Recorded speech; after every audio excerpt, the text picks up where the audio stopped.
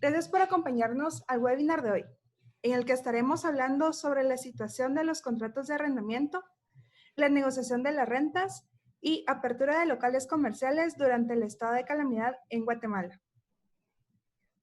Para contarnos sobre el tema, nos acompaña Ignacio Andrade, socio director de Esfera Guatemala. También nos acompaña Melissa Morán, socia y directora de la práctica bancaria y miembro de la práctica corporativa. También nos acompaña Alejandro Solares, asociado senior, director de la práctica de Derecho Inmobiliario. Agradeceremos tener apagados sus micrófonos durante la exposición. Por favor, conforme surjan las dudas, enviarlas por el chat de Zoom para poder resolverlas al final de la exposición. La dinámica de hoy, nuestros abogados estarán exponiendo diferentes situaciones sobre los contratos de arrendamiento y luego se les dará solución.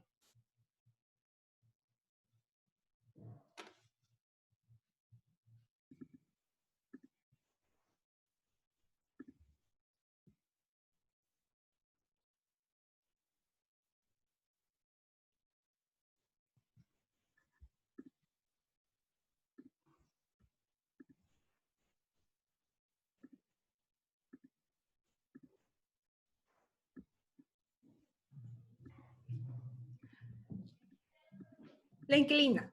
Doña Chonita es contadora pública y empresaria. Tiene varios negocios en la ciudad de Guatemala, dentro y fuera de centros comerciales. Debido a la situación actual, los ingresos de doña Chonita se han reducido sustancialmente, por lo que ha acudido a su abogada, la licenciada Morán, para pedirle que por favor contacte al licenciado Solares, quien es el abogado de la empresa que le alquila 3 locales comerciales, y la oficina donde presta sus servicios profesionales, ya que le está siendo imposible cubrir sus rentas. Y aún, cuando hasta marzo ella estaba al día en sus rentas y pagos de servicios. Doña Chonita se reúne con la licenciada Morán y le plantea la situación que está viviendo con los locales comerciales e incluso con su oficina profesional. Derivado de esa reunión, la licenciada Morán le pide una cita al licenciado Solares para plantearle lo siguiente.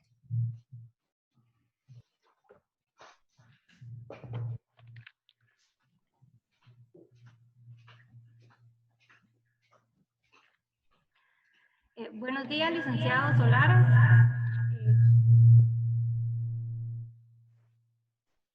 Como le comenté por teléfono, yo soy la abogada de doña Chonita y la verdad que ha tenido muchas dificultades a raíz del coronavirus, así que quisiera plantearle a usted cuatro posibles situaciones para ver si llegamos a un acuerdo. Ella, como usted bien sabe, tiene alquilados 3 locales comerciales y una oficina. Entonces, si quiere, iniciamos con el primer local comercial donde doña Chonita tiene una librería en el centro comercial El Negoción. Doña Chonita tiene autorización del Mineco para operar desde el 20 de marzo, por lo que a partir del 23 de marzo abrió al público con 2 de los 10 trabajadores que normalmente tiene contratados. El centro comercial, sin embargo, está cerrado por disposición presidencial desde el 17 de marzo. Debido a la poca afluencia de la clientela, el 2 de abril doña Chonita implementó servicio a domicilio, para lo cual contrató un mensajero, pero tuvo que despedir a uno de los 2 empleados que estaban trabajando. Durante el mes de abril, lamentablemente, no vendió ni el 25% de lo que normalmente vende en sus meses más bajos, por lo que nuestra solicitud concreta en este caso sería que debido a que el contrato está próximo a vencer el 30 de junio, lo que nosotros queremos pedirle es que le perdone el pago de la renta de abril y que para los meses de mayo y de junio únicamente le cobre el 50%, sobre todo tomando en cuenta que el centro comercial está cerrado.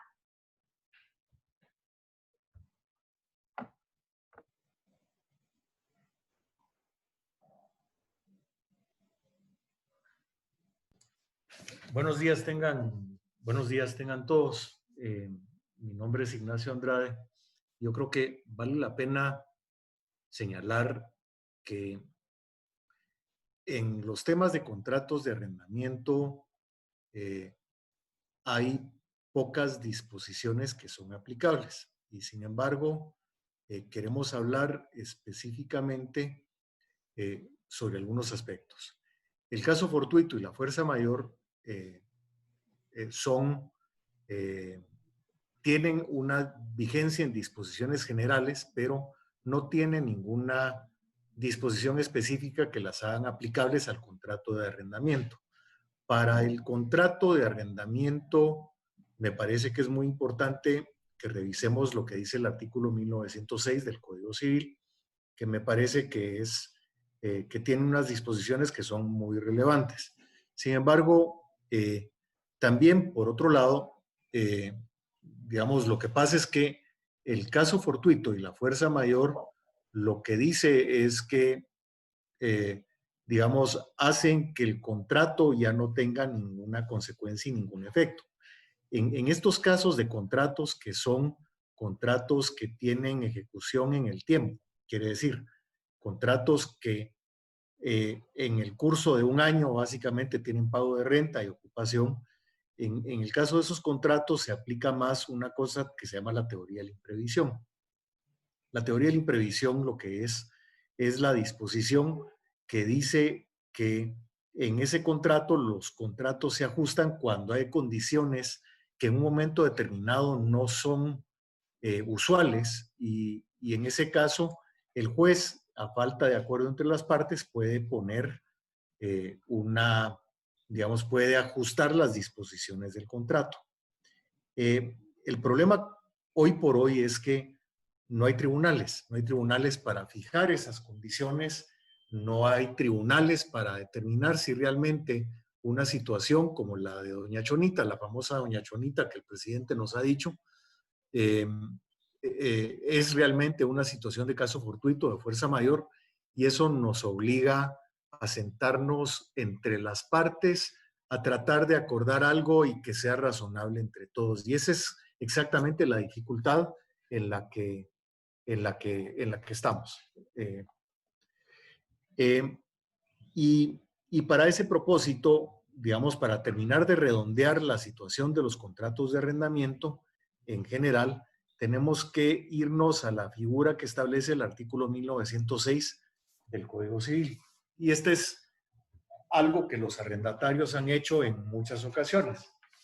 El artículo 1906 del Código Civil dice que si el arrendatario se ve impedido sin culpa suya del uso total o parcial de una cosa arrendada, dice que en el caso de que no pueda usarla, no está obligado a pagar la renta en el primer caso y tiene el derecho en el segundo a una rebaja proporcional que a falta de acuerdo la fijará el juez. En ambos casos, si el impedimento dura más de 2 meses, el arrendatario puede pedir la rescisión del contrato. Entonces, lo que nos encontramos en este caso es con una situación donde la ley no menciona, digamos, en el artículo 1906, ni siquiera la palabra caso fortuito ni fuerza mayor. Habla simplemente de un impedimento, pero no es un impedimento cualquiera, es un impedimento de poder usar la cosa.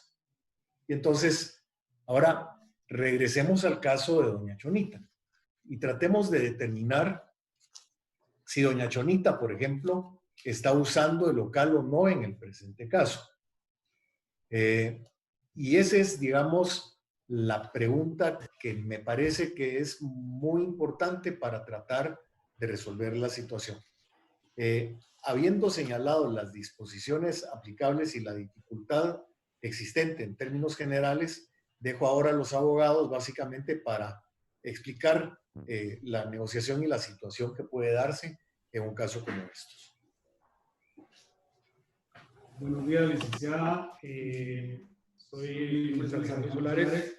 Yo estoy representando a la parte arrendante de este local que se tiene arrendado a doña Chonita. Ya analicé con mi cliente las solicitudes que hace y en respuesta a eso tengo los siguientes puntos que tratar con usted. En primer lugar, me ha mencionado que el local no lo ha podido utilizar. Sin embargo, sí es de hacer notar que en el local doña Chonita ha mantenido inventario. Entonces, en ese sentido, sí está utilizando el local. Y además, me menciona que ha estado vendiendo a domicilio y Entonces, derivado de eso, sí está percibiendo ingresos por el uso de ese inmueble. Entonces, en ese sentido, mi cliente no podría, en este caso, perdonar pago de rentas, porque, como le menciono, está percibiendo ingresos, sí está utilizando el local, pero sí podemos estudiar otras figuras, otras opciones. En primer lugar, pues, usted sabe que el contrato de arrendamiento vence en junio Por eso te decía, entra de este tú, año, y doña porque no te Chonita ha piden sido mayor cosa. muy buen cliente. Y la idea Y a ver si de mi escucha. cliente es que continúe ese arrendamiento. Entonces yo, para tratar de llegar a alguna negociación, yo le propongo que ahorita, en este momento, renovemos el contrato de arrendamiento por un año más, de manera que venza en junio del 2021. Con eso, yo puedo a usted ofrecerle que los meses de mayo, de abril y mayo, que están pendientes de pago, difiramos ese pago junto con el pago de la renta de junio y julio. Y que el pago de la renta, ese sería el de abril, y que el pago de la renta de mayo se haga junto con el pago de las rentas de agosto y septiembre. Y a partir de octubre, la renta ya se pagaría en forma normal hasta que finalice el plazo del contrato que estoy proponiendo. Muchas gracias, licenciado. La verdad, yo tendría que confirmar esto con doña Chonita, pero de su propuesta me surgen varias dudas. La primera es, en caso que mi clienta decida aceptar celebrar un nuevo contrato, hacer la prórroga del actual, ¿la renta usted la mantendrían en el mismo monto o habría un incremento? Le pregunto esto porque la solicitud deriva de la actual situación, que mi cliente no tiene ingresos, o sea, no puede cubrir sus rentas. Entonces, el comprometerse a un contrato, a un nuevo contrato, implica que ella va a tener que seguir generando ingresos que no existen. Entonces, ¿cómo hacemos? Porque si ella llega, yo quiero plantearle a ella esta propuesta, pero algo que sea real y que ella pueda cumplir, y que no volvernos a sentar nosotros en 3 meses. Yo lo que le propongo, tengo que hacer la consulta también con mi cliente, pero lo que yo le propongo es que la renta la mantengamos igual, sin incremento, a partir del inicio del nuevo plazo, y que en enero del 2021 ya hagamos un incremento del 3% hasta la finalización del plazo, que sería en junio. De este modo, se le conservaría a usted la renta durante 6 meses, y los siguientes 6 meses ya tendrían un incremento cuando, pues, esperamos nosotros que la situación ya esté normalizada. Ok, y los honorarios de este nuevo contrato, ¿cómo se pagarían? ¿Ustedes los cubrirían? Bueno, si usted hace la escritura, pues ya sería un arreglo entre usted y doña Chonita. No vemos problema en que lo hagan ustedes, siempre con la revisión previa de parte de mi cliente.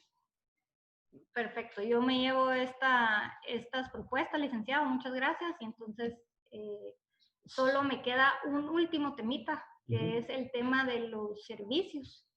Sí, ese tema de servicios y el mantenimiento, definitivamente eso sí no podemos entrar en ninguna negociación, porque son pagos que se tienen que estar haciendo mes a mes, y en ese sentido sí, el pago de mantenimiento y de servicios, eso sí le solicitaría que se hicieran tal como está establecido en el contrato. Y así continuaría en el nuevo contrato. Okay. Exactamente. Ok, gracias, licenciado. Entonces, yo tomé nota de esto, y si quiere pasamos al siguiente caso. Tal vez solo con una conclusión preliminar del caso, sin perjuicio de que al final vamos a dar conclusiones generales. En este caso en particular, lo que determinó, uno de los determinantes de la situación, es efectivamente cuál es el uso que de hecho le está dando la parte arrendataria al local. ¿Lo está usando o no? ¿Está derivando ingreso o no? Eso determina en un momento dado cuál es la actitud que puede tener cada una de las partes en una de estas situaciones, donde al final de cuentas las partes tienen que o las partes en términos generales buscan llegar a un entendido. Son situaciones donde la alternativa frente a esto es no llegar a ningún acuerdo.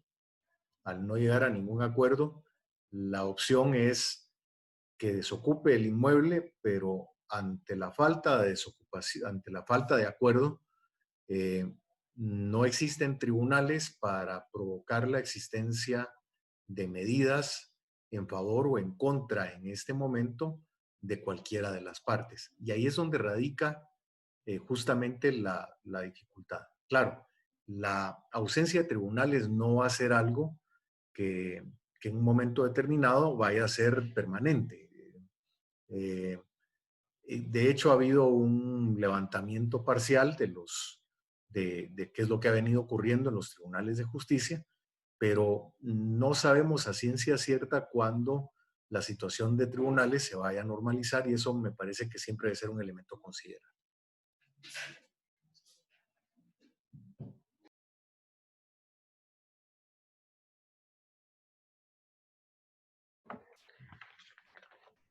Okay, entonces, como le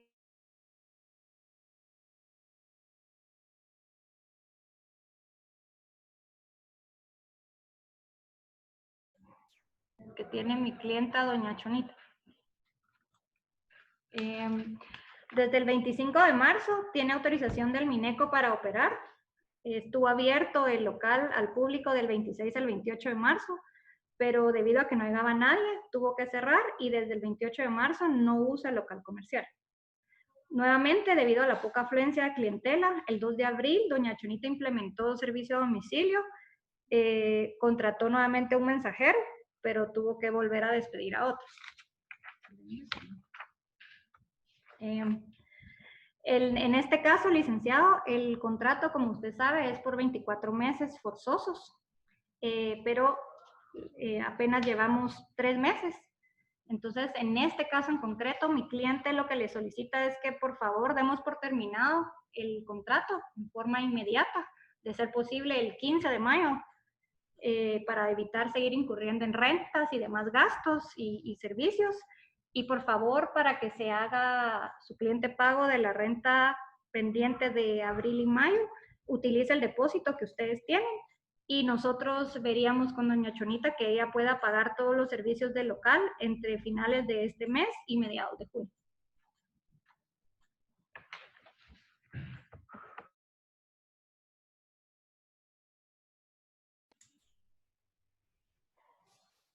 En este caso en particular nos encontramos ante la aplicabilidad de 3 disposiciones legales. La primera, voy a cambiar un poco el orden de la presentación. ¿Dónde está el 1906?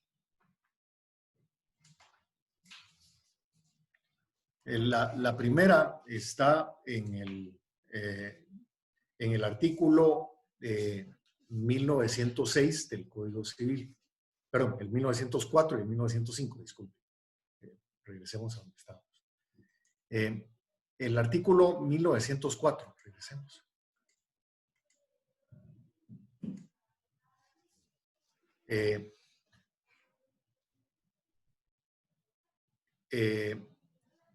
Es que la regla general en los contratos de arrendamiento es que el plazo de los contratos no es forzoso. El plazo contractual es forzoso única y exclusivamente si las partes lo han pactado así. Entonces, el carácter forzoso del contrato es una excepción y por ello la disposición del artículo 1905. Dice, no es válida la estipulación de que el arrendatario pagará la totalidad de las rentas por la devolución de la cosa antes del vencimiento del plazo, salvo lo dispuesto en el artículo 1888. Y el 1904 dice que si el contrato se rescinde o se declara terminado antes de vencerse el plazo, o si la cosa se devuelve después de vencido el contrato, la renta corre hasta el día en que efectivamente sea devuelta. Entonces, desde el punto de vista de la parte arrendataria, el artículo aplicable sería el 1904. Desde el punto de vista de la parte arrendante, es el artículo 1905, porque el 1905 contiene la excepción del plazo forzoso. La excepción del plazo forzoso es la que establece el artículo 1888. Ahora, aún a pesar de la existencia del artículo 1888, lo que hay que decir en el caso del Código Civil es que el 1888 dice que para que el plazo forzoso deba de existir, una porción del plazo tiene que ser voluntaria. Entonces la pregunta en este caso concreto es si la parte voluntaria del contrato ya terminó. ¿Qué quiere decir parte voluntaria y qué quiere decir parte forzosa? La parte voluntaria es la parte del plazo del contrato en el cual el arrendatario sí la puede dar por vencido. Y la parte forzosa es, una vez vencida la parte voluntaria, si el arrendatario continúa ocupando el inmueble. Eso es lo que dice la disposición del artículo 1888. Entonces, como que la gran lección en este caso es que aún a pesar de la existencia de esta disposición, hay situaciones donde los contratos de arrendamiento dicen que el plazo del contrato es forzoso y que siempre, sin ninguna limitación, debe de pactarse o debe de pagarse la totalidad de las rentas. Nuevamente, en estos casos hay posiciones a favor de la parte arrendante y posiciones a favor de la parte arrendataria, las cuales son muy importantes de considerar a la hora de establecer una negociación. Bueno, licenciada, tengo claro la petición que me está haciendo doña Chonita a través suyo. En respuesta a eso, pues yo le indico las respuestas de mi cliente y, como usted sabe, usted bien me lo mencionó, el plazo es forzoso por 24 meses. Apenas estamos en el mes 3 de ese plazo. Entonces, de conformidad con el contrato que se firmó, si la arrendataria daba por terminado el plazo antes de que transcurra ese plazo forzoso, se comprometió a pagar la totalidad de las rentas de ese plazo forzoso. Sin embargo, insisto, doña Chonita ha sido muy buena arrendataria de mi cliente. Podría aceptar la terminación del contrato en este momento, es decir, a partir del 15 de mayo, bajo el entendido de que por ser plazo forzoso, sí deberá pagar al menos el primer año de ese plazo, no los dos, sino el primer año. Y sí se acepta aplicar el depósito a las rentas pendientes de pago, siempre y cuando se verifique y se pueda constatar que el inmueble se va a devolver en el mismo estado en que mi cliente lo entregó a la Chonita, y que para la fecha de entrega del inmueble se encuentren totalmente pagadas las cuotas de mantenimiento y servicios con que cuenta el local. Es decir, si parte o todo el depósito se tuviera que utilizar para hacer reparaciones al inmueble y no alcanzara para cubrir las rentas pendientes de pago, solo se podrá dar por terminado el contrato en este momento si doña Chonita paga la totalidad de las rentas que le estoy mencionando. Ok, muchas gracias, licenciado. Yo me llevo su respuesta y yo le confirmo. ¿Qué me dice doña Chonita? En casos como estos, parece importante indicar como una conclusión particular al caso que hay algunos elementos que pueden ser importantes de ver. Como mínimo, el artículo 1939 del Código Civil señala que para locales comerciales, por ejemplo, debe de haber un preaviso de 60 días antes de dar por terminado el contrato. Ese es un elemento que siempre opera a favor de la parte arrendante, porque la falta del preaviso generalmente obliga a la parte arrendataria a pagar las rentas en ese caso. Al inquilino lo obliga a pagar a favor de la parte arrendante por lo menos esas 2 mensualidades. Por otra parte, en muchos de estos contratos, sobre todo los que son a plazo forzoso, es muy importante la pregunta de quién es el fiador del contrato. En términos generales, habrá más posibilidad de obtener una mejor negociación para la parte arrendante en la medida en que el contrato tenga un buen fiador. En la medida en que el contrato no tiene fiador, en esa medida digamos, las condiciones económicas del contrato pueden no ser proclives a una negociación favorable a la parte arrendante. Ya vimos que la parte jurídica tiene un balance y que ese balance, por una parte, dice que se permite el plazo forzoso, pero en este caso en particular, quizás las disposiciones voluntarias no habían terminado de tener vigencia y entonces la parte arrendataria podría decir perfectamente, mire, fíjese que en este caso no se aplica el plazo forzoso y por esa razón yo no le pago. Entonces hay elementos a favor y en contra de esta situación. Lo cierto del caso es que para situaciones donde la oferta o la proposición es la de devolver el local, también hay que considerar el hecho de que el uso del local en un momento dado causa daños y deterioros al bien. Y esos daños y deterioros uno los tiene que ponderar dentro de o el arrendante los tiene que ponderar dentro de la ecuación. Y finalmente hay otro elemento que es muy importante de ver. ¿Qué tiempo tiene la parte arrendataria de tener el local? ¿Lo tiene relativamente acreditado o no? ¿Le va a costar abrir en otro lugar?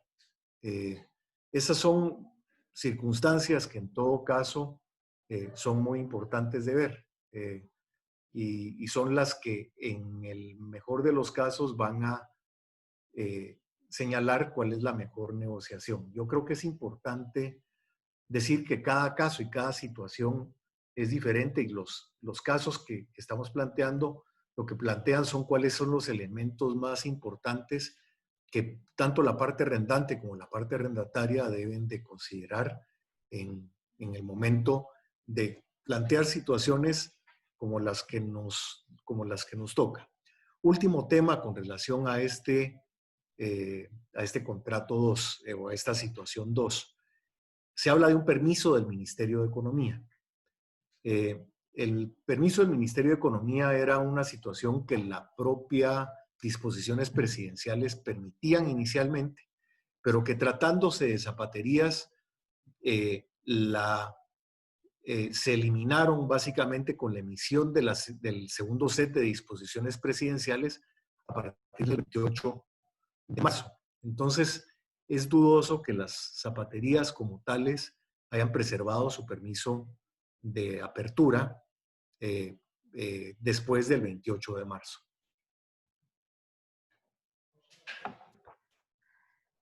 Licenciado, si quiere pasamos al siguiente caso.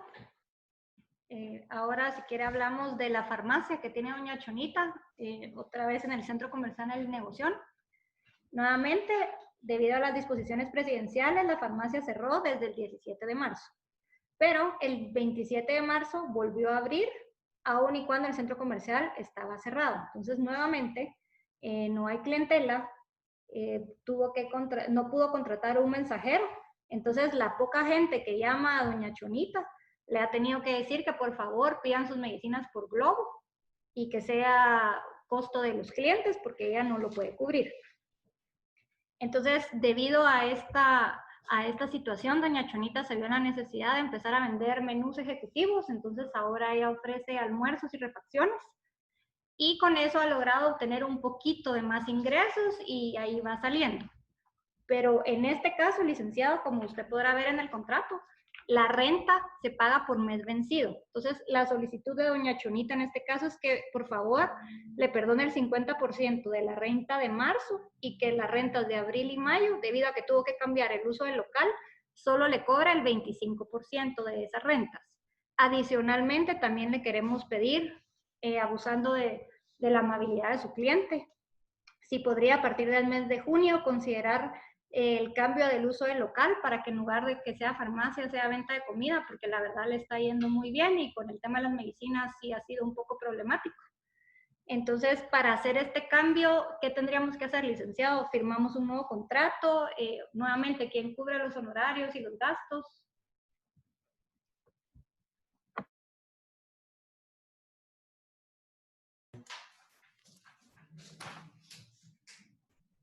En este caso en particular, yo creo que hay varias cosas a señalar.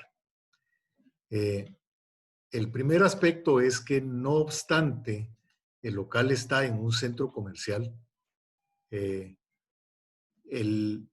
centro comercial como farmacia puede abrir servicios de higiene personal y otro tipo de servicios y específicamente servicios vinculados a la industria farmacéutica. Y esto incluye no solo a las industrias como tales, sino que se incluye también a los contratistas y a quienes presten directa o indirectamente servicios vinculados a estas entidades. Entonces, lo cierto del tema es que doña Chonita, en este caso en particular, sí podía abrir la farmacia. Ese es el primer aspecto. El segundo aspecto es que en el caso de la comida, las comidas sí permiten, o los restaurantes y demás, sí permiten abrir para servicio a domicilio y para despacho fuera del local en días y horas hábiles entre 4 y 16 horas. Estas dos disposiciones me parece que son muy importantes y tienen dos vinculaciones específicas. La primera es la vinculación específica del dueño del local o del dueño del centro comercial de si permite o no permite la apertura de una farmacia en primer lugar y en segundo lugar la apertura de un local comercial para restaurante. Y en esos términos, digamos, las disposiciones presidenciales, sobre todo las vigentes a partir del 13 de abril, sí lo permiten. Hay que decir en forma adicional que, digamos, la parte relativa a restaurantes prestando servicio de alimentación están en la pantalla que ustedes tienen en este momento. Ahí habla básicamente del servicio a domicilio que pueda realizarse a cualquier hora del día, siempre y cuando usen servicio de transporte identificado.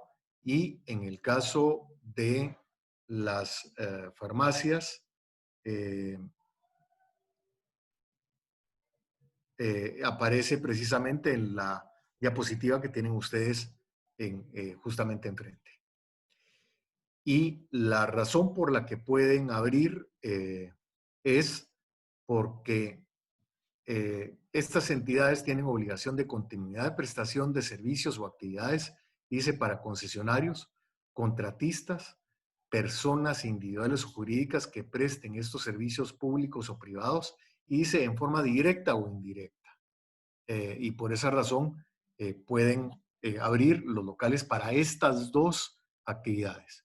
Es decir, lo que existe en este momento es, en centros comerciales, es un set de actividades que sí son permitidos de abrir y un set de actividades que no son permitidos de abrir. El ejemplo de la librería y la zapatería son casos en los cuales las actividades no son permitidas en términos generales en centros comerciales y por esa razón no podrían abrirse.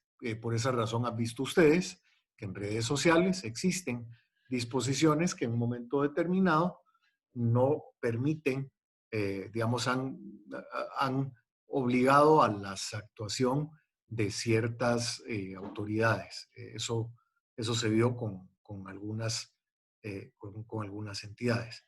Me parece que a partir del lunes de esta semana hay que hablar de la diferencia entre centros comerciales y centros de conveniencia.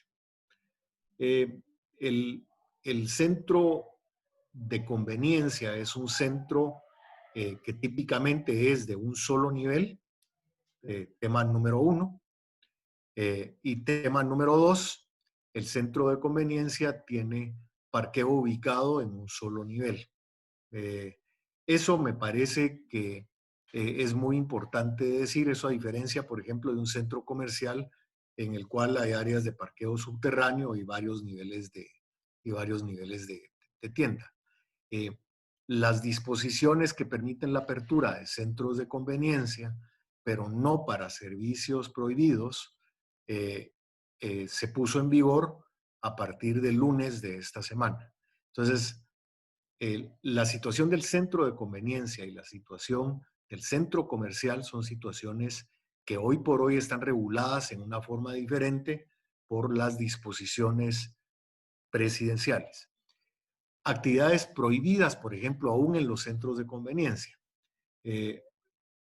Hay actividades que continúan siendo prohibidas. Si hay un cine en un centro de conveniencia, si hay un gimnasio en un centro de conveniencia, si hay un bar en un centro de conveniencia, esas actividades son actividades que no son permitidas aún en centros de conveniencia. Entonces, la apertura de centros de conveniencia es una apertura un poco más abierta que la apertura de centros comerciales, que solo permite ciertas actividades esenciales como bancos, supermercados, abarrotes, farmacias, servicios de higiene personal y otros.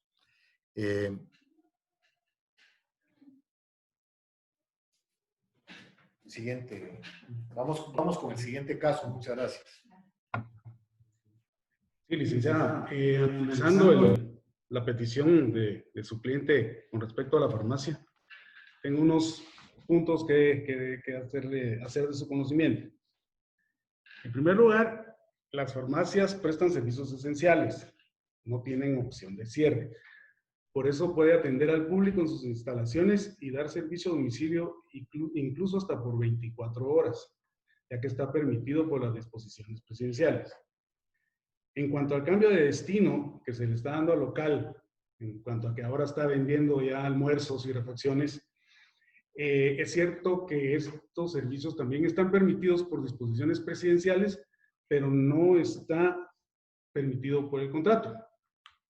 En el contrato establecimos que no podría cambiar el destino del inmueble a menos que se contara con la autorización previa y por escrito del cliente. A pesar de esta disposición, entiendo, doña Chonita cambió el destino del local sin la autorización del cliente.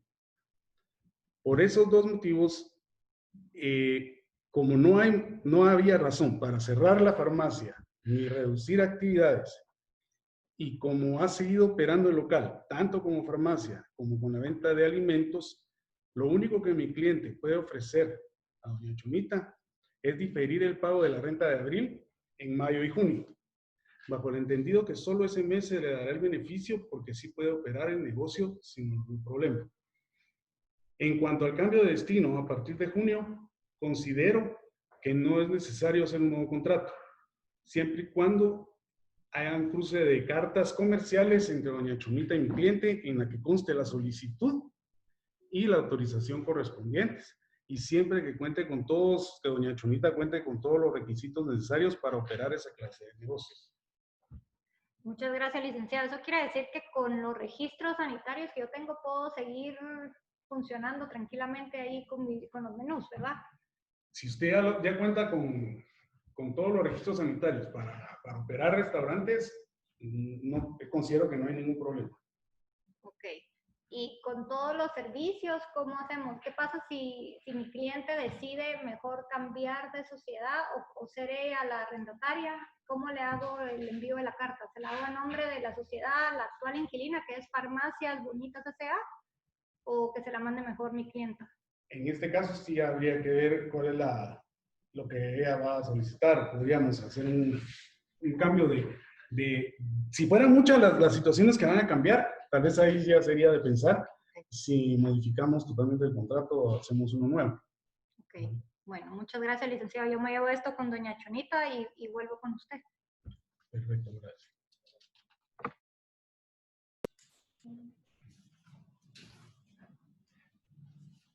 Sí,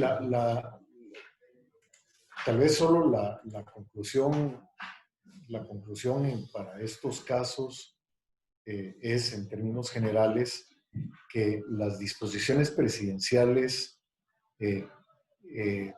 tienen un rol muy significativo en los temas de la negociación entre arrendante y arrendatario. Eso es lo que en un momento dado permite decir si hay o no hay la posibilidad de apertura y qué tanta flexibilidad puede existir para cada uno de los casos. Generalmente la tendencia a nivel de centros comerciales, sin embargo, sí es la siguiente, eso hay que apuntarlo. Un local ubicado en un centro comercial normalmente va a tener menos tráfico por la sensación general de que los centros comerciales están cerrados. Un local comercial abierto como un conjunto de locales comerciales que ni siquiera es un centro de conveniencia, por otra parte, está sujeto normalmente y únicamente a lo que el arrendatario disponga a hacer y lo que se le permita hacer en un momento determinado. Entonces, nuevamente, las situaciones particulares de cada caso son muy importantes. Está el caso de bodegas y está por otro lado el caso de vivienda. Esa parte la vamos a ver más adelante, pero son situaciones entre arrendante y arrendatario que también son muy importantes de revisar en un momento determinado.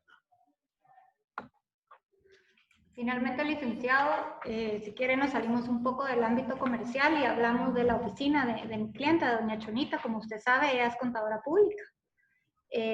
Su cliente es también el propietario de la oficina en el edificio Los Profesionales de la zona 1. Aquí el tema que tenemos es que primero no tiene autorización del MINECO porque obviamente no fue un servicio esencial nunca. Derivado de esto, ella acató las disposiciones presidenciales y desde el 17 de marzo ella cerró la oficina, suspendió los contratos de trabajo de sus empleados. Y entonces desde esa fecha ella está prestando sus servicios desde su casa, pero lamentablemente la mayoría de sus clientes también se han visto afectados por la crisis y no tienen ingresos, pero ni para pagar impuestos ni para pagarle a ella. Entonces la pobre doña Chonita solo está viviendo de lo poco que le generan los otros negocios que ya platicamos. Y derivado de esto, la solicitud puntual en este caso es, ella prefiere devolverle las llaves de la oficina para ya no seguir incurriendo en más gastos ni en rentas. Aun y cuando ella sí necesita esa oficina, porque ella en un futuro sí espera volver a retomar su práctica profesional, pero no tiene dinero para pagar. Entonces, lo único que se le ocurre es, si no le acepta las llaves, es que le acepte el diferimiento del pago de las rentas de abril, mayo y junio en por lo menos 6 meses. Y como le mencioné anteriormente, si no es posible que nos acepte ese diferimiento, mejor damos por terminado el contrato.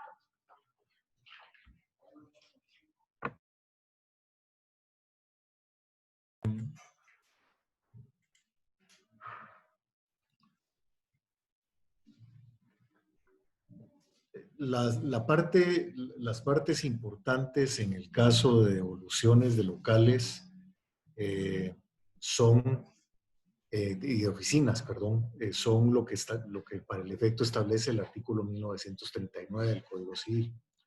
El 1939 del Código Civil establece la obligación de dar un preaviso. Y esa es, digamos, la única disposición que en un momento dado corre a favor de la parte arrendante, como ya señalábamos. Y el otro aspecto en este caso es cómo se hace con la devolución del depósito. La duda más importante en estos casos es, deja la parte arrendante que la parte arrendataria siga haciendo uso del inmueble, y en ese caso hace un diferimiento, con el riesgo de que no haya pago y que ese diferimiento, digamos, solo afecte, digamos, el estado general del bien, o por otro lado, uno tiene el local, entre comillas, cuidado, porque un local abandonado también puede ser sujeto de vandalismo. Son aspectos que en un momento dado son importantes de revisar y ver. Y finalmente, nuevamente, en el caso de devoluciones de locales, hay que considerar el hecho de que la devolución de local, digamos, siempre hay que revisar que el tema de que los tribunales pueden estar cerrados.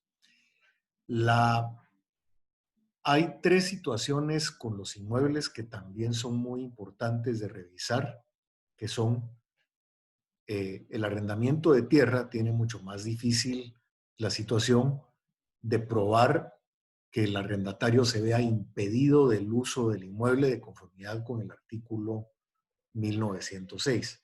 1906 del Código Civil fue el que vimos al principio, que señalaba que si yo me veía impedido de usar el bien, entre comillas, de usar la tierra que me es arrendada, sin mi responsabilidad, yo puedo pedir el diferimiento de la renta. Pero, ¿cómo se me ve impedido el uso de la tierra? Eso es más difícil de probar.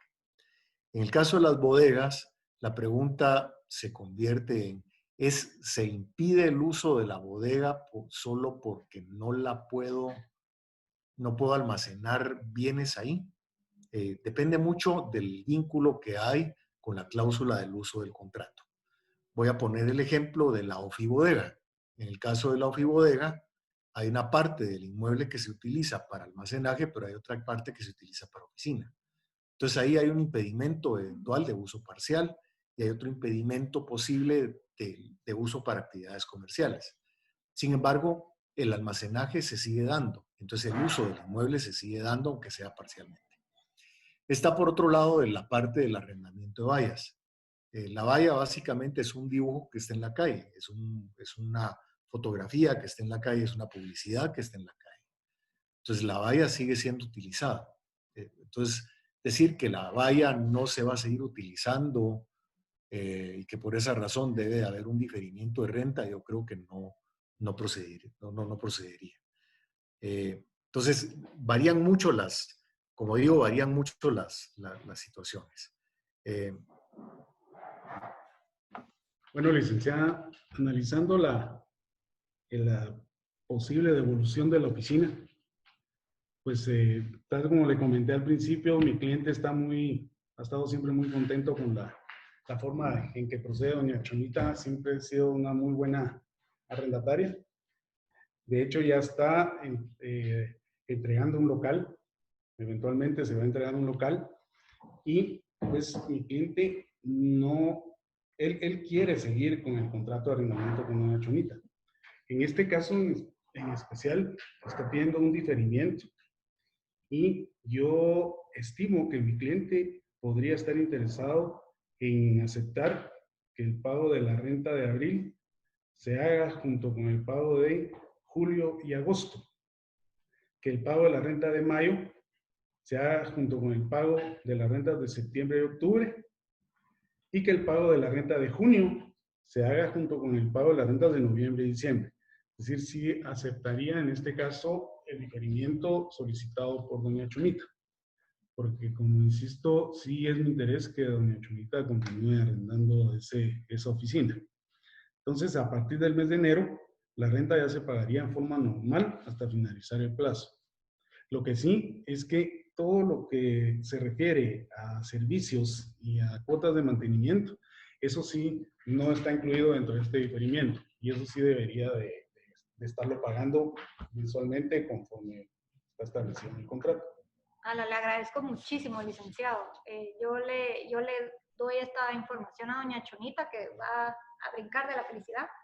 Y nosotros empezamos entonces a hacer los pagos conforme el plan de pagos que usted nos acaba de proporcionar. Le agradezco mucho su tiempo.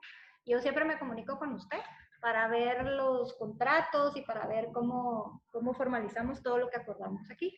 Le agradezco mucho. Con mucho gusto, licenciado. Antes de pasar al tema de preguntas y respuestas, las que vamos a leer, vamos a tocar dos últimos aspectos que me parece que son muy importantes. El primer aspecto es la parte tributaria de los diferimientos, de las rebajas y descuentos. Esa parte es muy importante. Y la segunda es la parte relativa a las responsabilidades legales derivadas de ciertas situaciones con contratos de arrendamiento. ¿Quién es responsable en el peor de los casos? Esa es una pregunta que todos nos hacemos básicamente desde el punto de vista tanto de arrendatario como de arrendante. Entonces, empecemos con la parte tributaria. La rebaja en renta básicamente puede documentarse para efectos fiscales por medio de notas de crédito. En el caso de los contratos de arrendamiento, el pago del impuesto al valor agregado se da de conformidad con la ley del IVA en el momento del pago de la renta. Entonces yo sí puedo diferir eventualmente el pago de digamos, la facturación al momento en que se recibe efectivamente el pago. Eso lo puedo hacer de dos maneras. Manera uno es, en el caso de rebaja, por medio de una nota de crédito, y en el caso de diferimiento, pues con una anulación propiamente de la factura o con una nota de crédito por el 100% de la misma y una remisión de la factura en el momento en que se recibe el pago derivado del diferimiento. En todo caso, la parte importante es que cualquier acuerdo que haya, ya sea de diferimiento o de reducción de la renta, que haya alguna documentación relativa al plazo durante el cual está vigente el diferimiento, tema número uno, y tema número dos, el porcentaje o proporción de ese diferimiento o de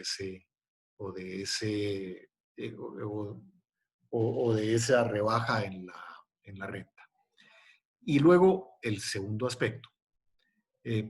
Pongámonos a pensar en lo que nadie quiere pensar, pero que son situaciones que, según hemos podido apreciar en redes sociales, ya se han venido dando. Esta es la situación en la cual haya un caso que se dé de una persona que trabaje en un local comercial y que resulte con un contagio. Y entonces está la potencial pregunta de la responsabilidad que pueda existir en ese caso. A, respecto del arrendatario, y B, respecto del propietario. La responsabilidad del lado del arrendatario es lejana, pero importante de decir que el arrendatario y el propietario tienen una responsabilidad civil extracontractual por los depósitos que el inmueble tenga de sustancias infecciosas. Entonces, en un momento dado, podría haber algún argumento para algún grado de responsabilidad. Lo vemos relativamente lejano, pero no imposible.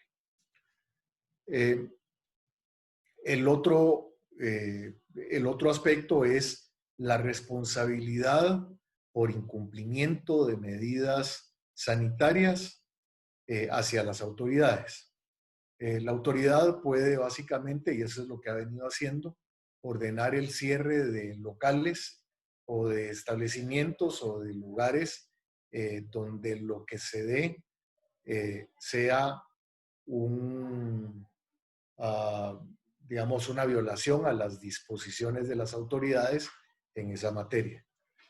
Eso puede desembocar eventualmente en la posibilidad de una responsabilidad de orden penal por lo que establece para el efecto el artículo 305 del Código Penal, pero de hecho no ha habido una sola denuncia a lo largo de 2 meses por esos incumplimientos y pareciera ser que es una medida extrema. Sin embargo, pues el artículo del Código Penal sí existe, hay que mencionarlo, hay que mencionar el potencial pero lejano caso de una responsabilidad civil. Lo más probable es que en estos casos lo que se dé es que el incumplimiento de medidas vaya a dar lugar al cierre propiamente del inmueble. Con eso damos por terminado básicamente la presentación. Esta ha sido una presentación básicamente para clientes y amigos. Trata de ser lo más abierta posible. Sé que va a haber muchas más preguntas que respuestas y vamos a proceder inmediatamente a la parte de preguntas y respuestas. Muchas gracias. Vamos a abrir los micrófonos para los expertos y vamos a revisar el chat para las preguntas. Vamos a ver.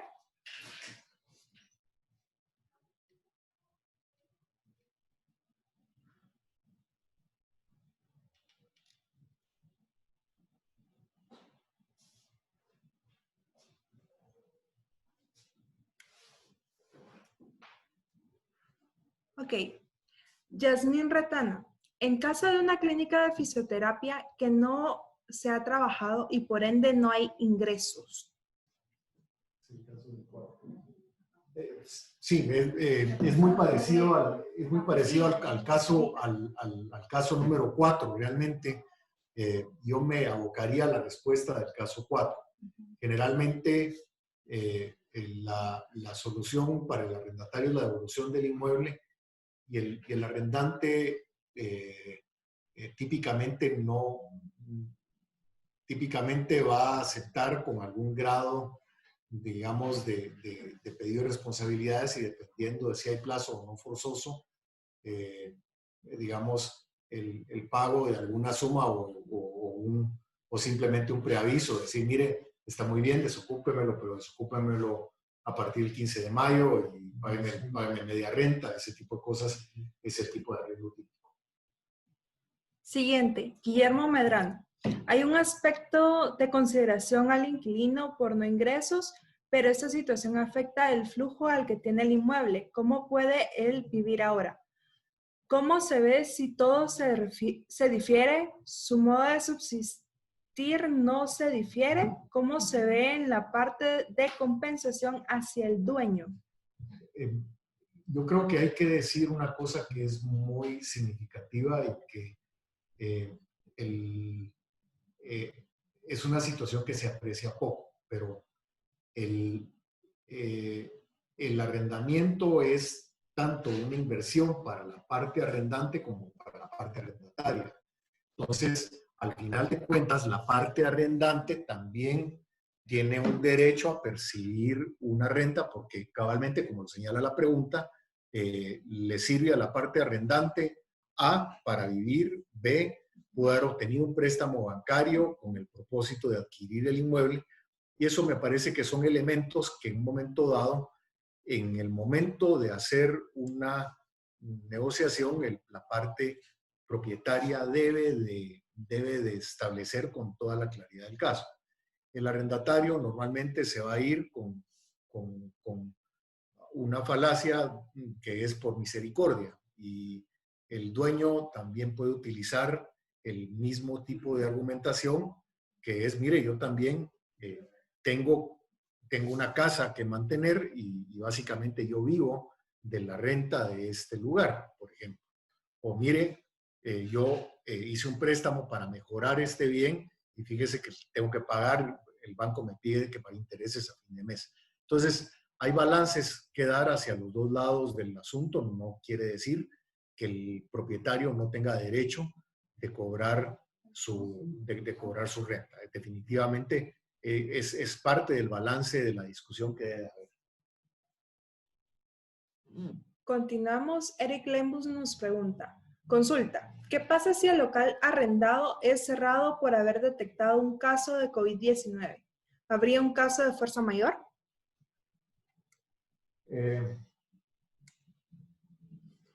Me parece que son, la pregunta es muy importante de responder y la respuesta pasa por dos lados.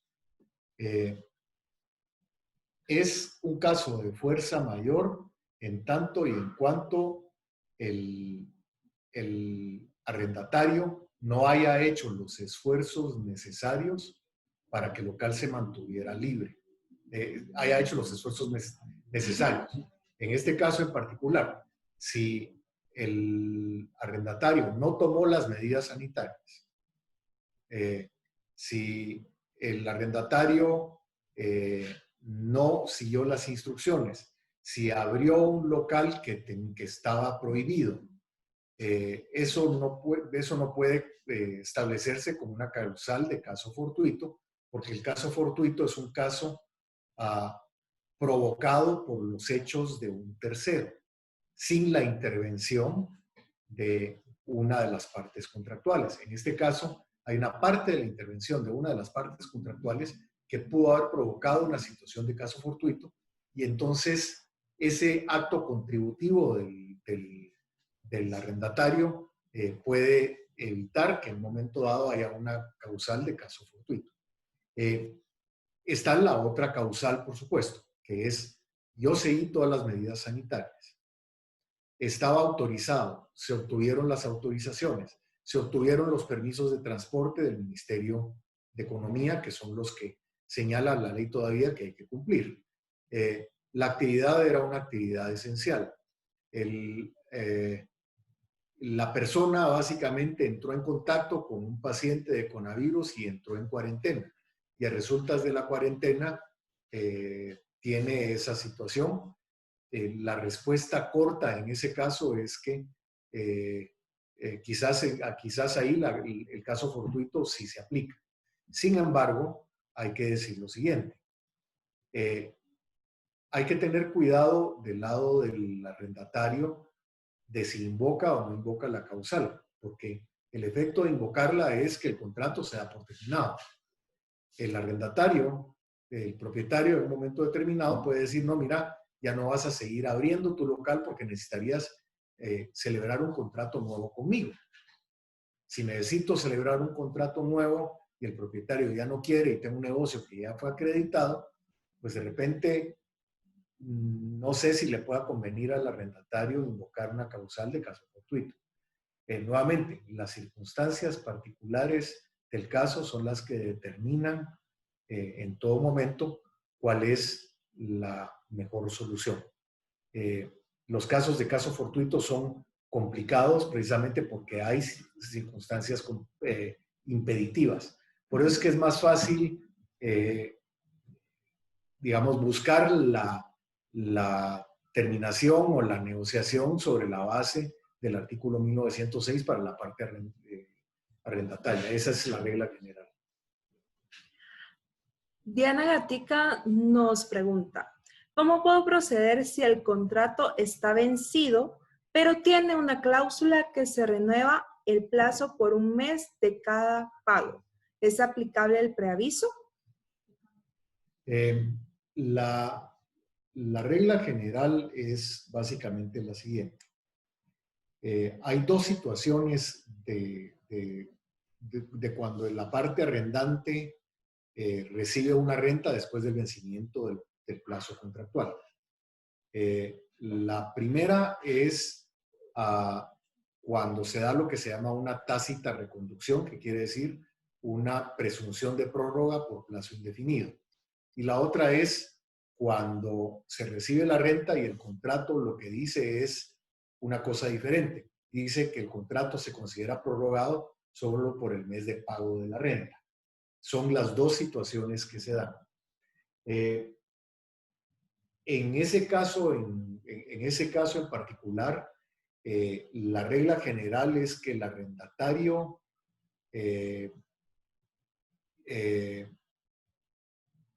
si desea desocupar, tiene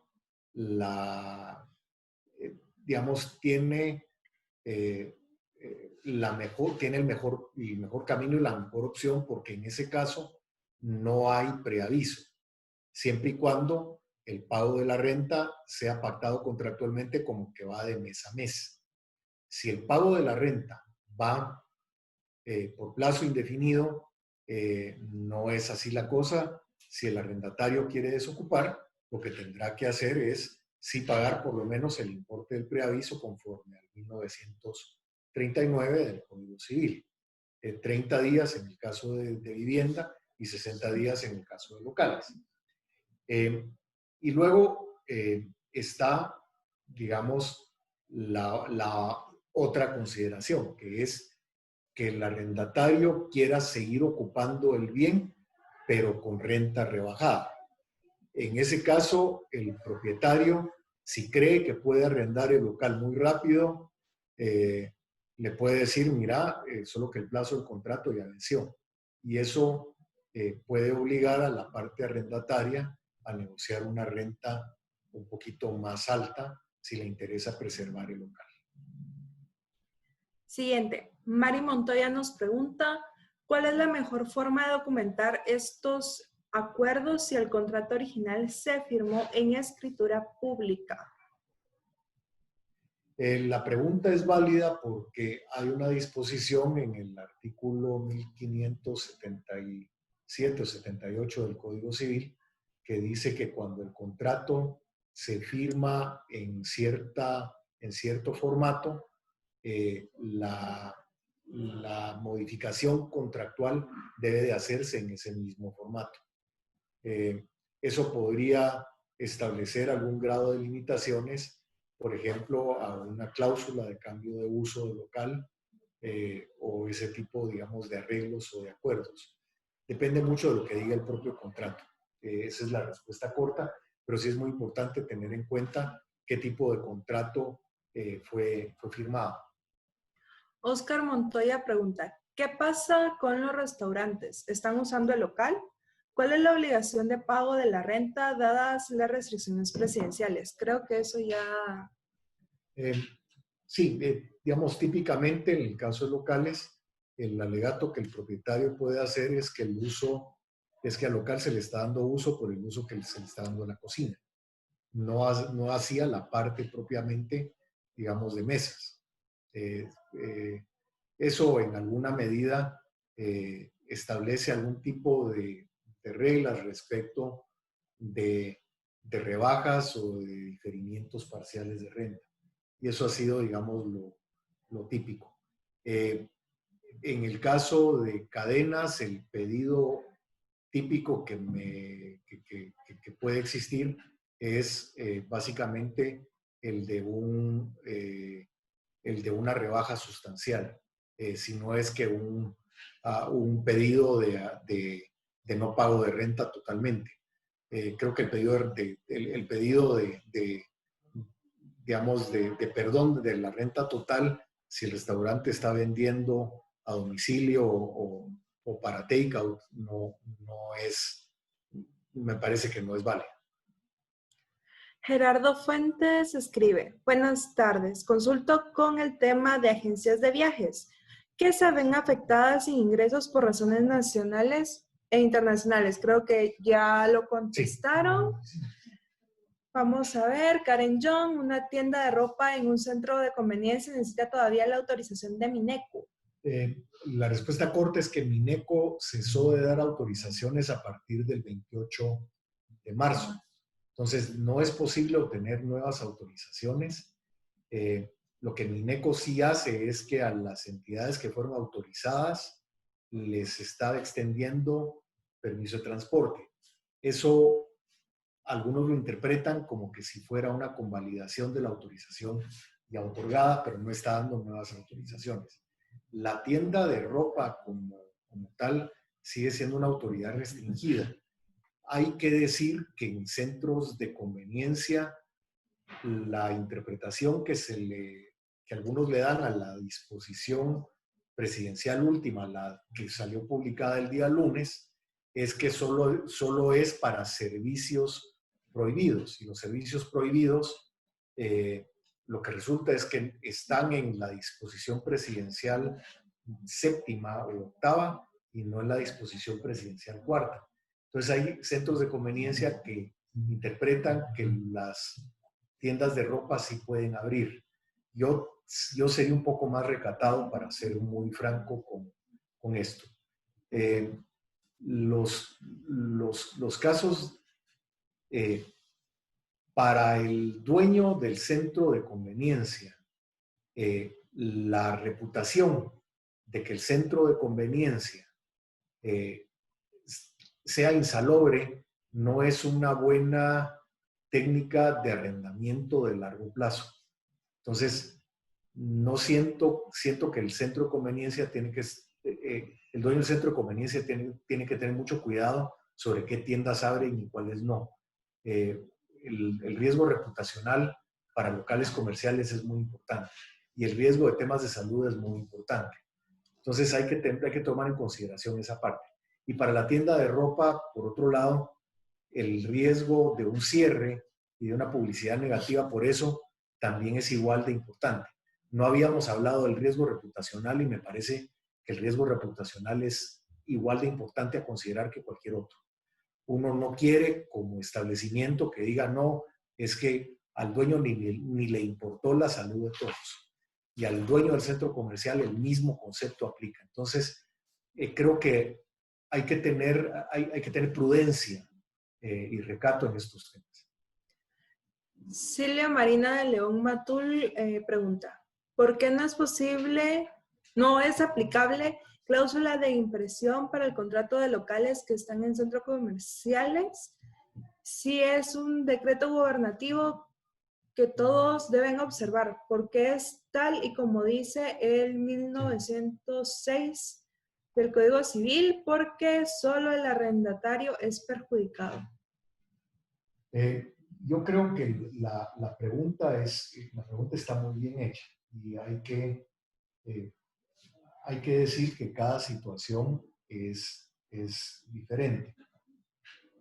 Si yo estoy en centro comercial como arrendatario, soy servicio esencial y puedo abrir, la respuesta corta es, como puedo abrir, realmente la disposición presidencial no es una situación de fuerza mayor.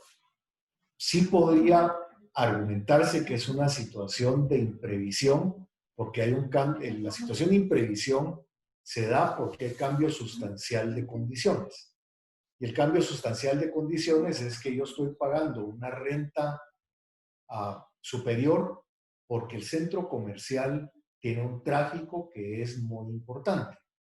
Entonces, desde ese punto de vista, yo puedo decir, el centro comercial tiene mucho menos tráfico y por esa razón, por teoría de la imprevisión, hay un cambio sustancial de condiciones y por esa razón yo debo pagar menos renta.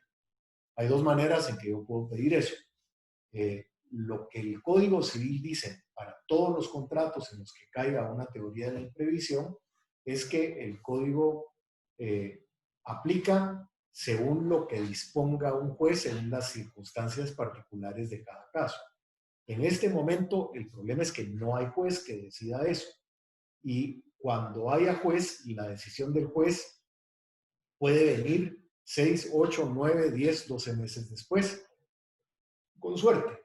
Entonces, la pregunta es, aunque haya y se alegue teoría de la imprevisión, eventualmente, por la cercanía del caso, va a ser probablemente mejor tratar de llegar a un entendido entre las partes bajo el alegato de teoría de la imprevisión, bajo el alegato de artículo 1906, bajo alegato de caso fortuito o bajo cualquier otra posibilidad. Pero el otro aspecto a considerar es que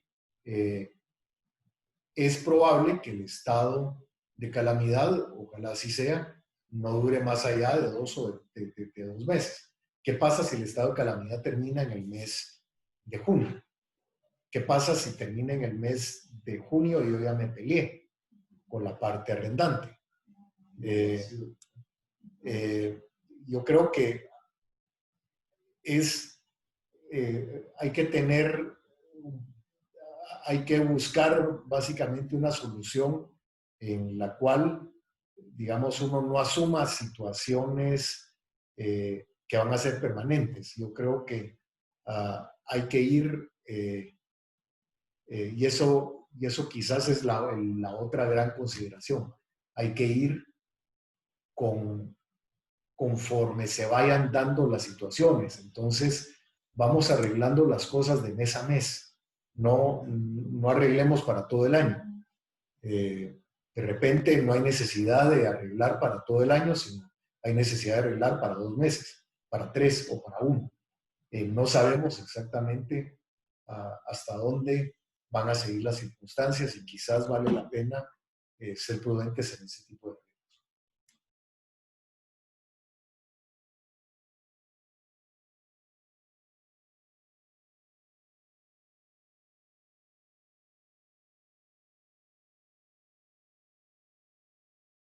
Así.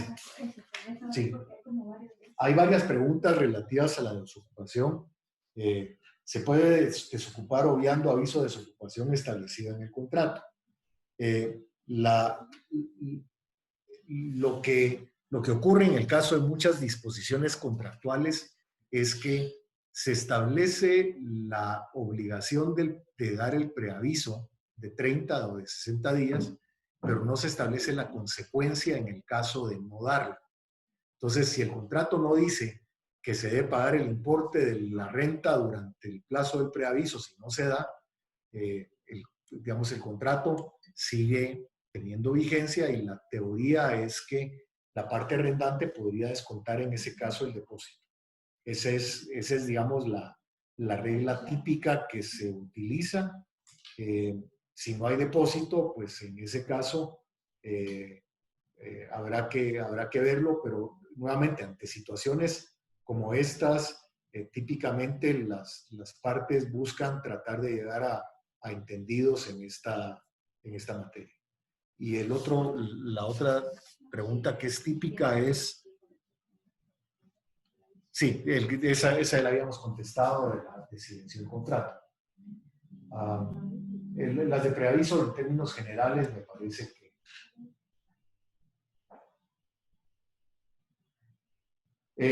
hay una parte que es muy importante, que la voy a mencionar porque hay varias preguntas con relación a negocios que son, digamos, de cierto giro. Los negocios que son de higiene personal porque requieren de un permiso del Ministerio de Salud. Los negocios que venden productos sanitarios registrados, los negocios que venden productos agrícolas, que venden fertilizante. Estos son negocios que están vinculados a actividades señaladas como actividades vinculadas a salud. Y esas en términos generales son actividades y negocios que pueden abrir. Y las vinculadas a actividades agrícolas igualmente. Por ejemplo, yo vendo fertilizante. ¿Cómo puedo yo mantener abierta la parte agrícola del país si los que venden fertilizantes no pueden venderlo? Si los que venden palas, piochas y demás no pueden venderlo. Entonces, por eso es que la parte del artículo de las disposiciones presidenciales que habla sobre contratistas de industrias que están vinculadas a cierto tipo de actividades son importantes para interpretar con algún grado de amplitud qué parte de la economía del país puede quedar abierta y qué parte no. Esa me parece que esa ha sido, digamos, la intención en términos generales de las disposiciones. Yo creo que con esto damos por terminado.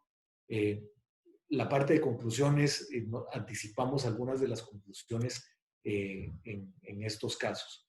Solo termino con una conclusión que es importante de ver, que es el caso de vivienda. En el caso de vivienda, una negociación por aspecto de que no puedo usar el bien no es válida, digamos, de conformidad con el 1906. Yo podría decir que no tengo para pagar la renta porque no tengo para producir lo que necesito para pagar la renta. Y de hecho hay establecimientos que efectivamente no pueden abrir, no han producido un solo centavo desde el mes de marzo y abril. Y para esos casos, digamos, está por otra parte lo que la parte arrendante dice, que es, yo también necesito renta para vivir. Y ahí es donde, digamos, eventualmente la pregunta que el arrendante debe hacerse siempre va a ser, ¿voy a poder yo arrendar inmediatamente el bien? ¿Voy a tener quien me cuide la casa? ¿La casa va a sufrir más deterioro estando utilizada sin pago de renta? Esas son las preguntas que probablemente conduzcan a alguna solución negociada, que puede pasar por sí decirle al arrendatario, necesito el bien inmueble, la casa o el apartamento. Posibilidad 2, necesito, puedes quedarte con un diferimiento. Posibilidad 3, puedes quedarte con una rebaja. Pero al final estamos ante la ausencia de justicia en una situación donde lo que toca es tratar de resolver la situación de una forma conciliatoria, y eso requiere de hacer algunos esfuerzos y de tratar de encontrar caminos comunes. Muchas gracias a todos. Espero que el webinar haya sido de utilidad. Quisimos plantearlo desde el punto de vista de casos concretos, porque no son situaciones para las cuales haya una medida de desastre o de ropa de talla. Es una medida, son medidas que se tallan a la medida, que se tallan según cada situación. Muchas gracias a todos y ojalá les haya sido de provecho y de utilidad. Mucho gusto y siempre seguimos en este tipo de actividades. Gracias. Muchas gracias por su participación. Mantenemos a su disposición nuestro PBX, nuestro correo institucional para cualquier pregunta. Estamos a sus órdenes. Muchísimas gracias. Hasta la próxima.